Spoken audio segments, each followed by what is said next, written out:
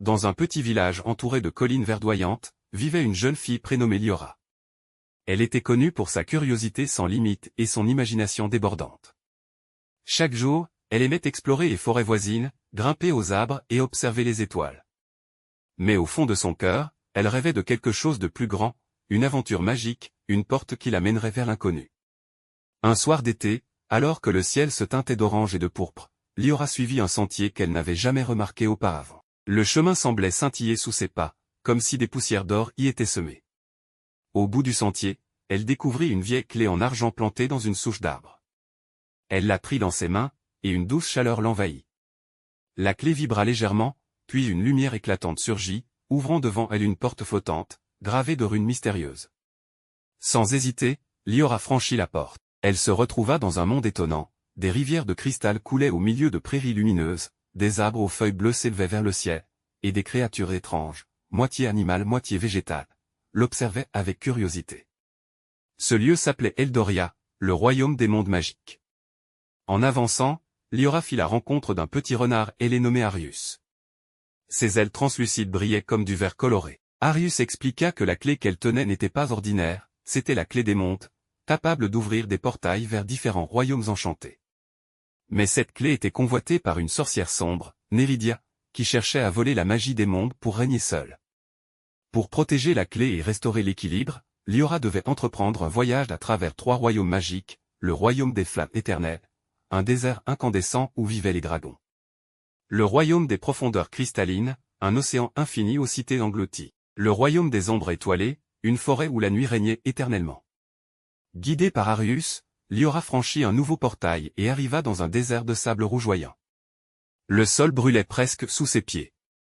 Dans le ciel, d'immenses dragons aux écailles dorées volaient en cercle majestueux. Mais leur royaume était en danger, une fissure volcanique menaçait de tout engloutir.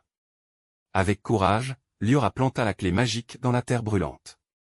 Aussitôt, un cercle lumineux se forma, et l'énergie du désert fut stabilisée. Les dragons, reconnaissants, lui offrirent une écaille de feu, symbole de leur amitié et de leur protection. Liora plongea dans un portail aquatique et découvrit un monde marin d'une beauté éblouissante.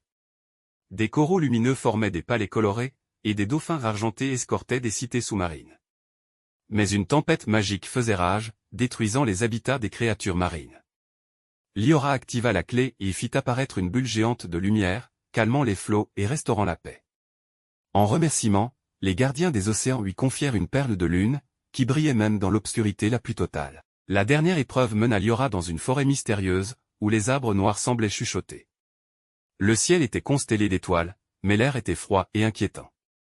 C'est là que Neridia la sorcière apparut, entourée de fumée sombre. Elle exigea la clé des mondes. Liora sentit la peur l'envahir, mais elle serra l'écaille de feu et la perle de lune. Ces 2 talismans se mirent à briller ensemble. Arius, le renard ailé, se posa sur son épaule et lui donna du courage.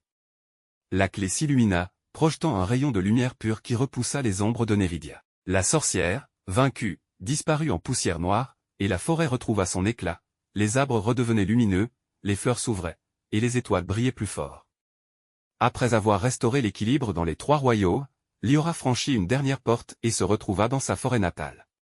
La clé brillait encore, mais elle s'endormit doucement dans ses mains, comme pour lui dire que l'aventure était finie, pour l'instant. Liora sourit en levant les yeux vers le ciel nocturne. Elle savait que la magie existerait toujours pour ceux qui croient aux rêves et à la bravoure. Et quelque part, au-delà des collines et des étoiles, d'autres mondes l'attendaient déjà. Le courage, l'amitié et la confiance en soi permettent de vaincre l'obscurité et de découvrir la magie cachée dans le monde. Fin.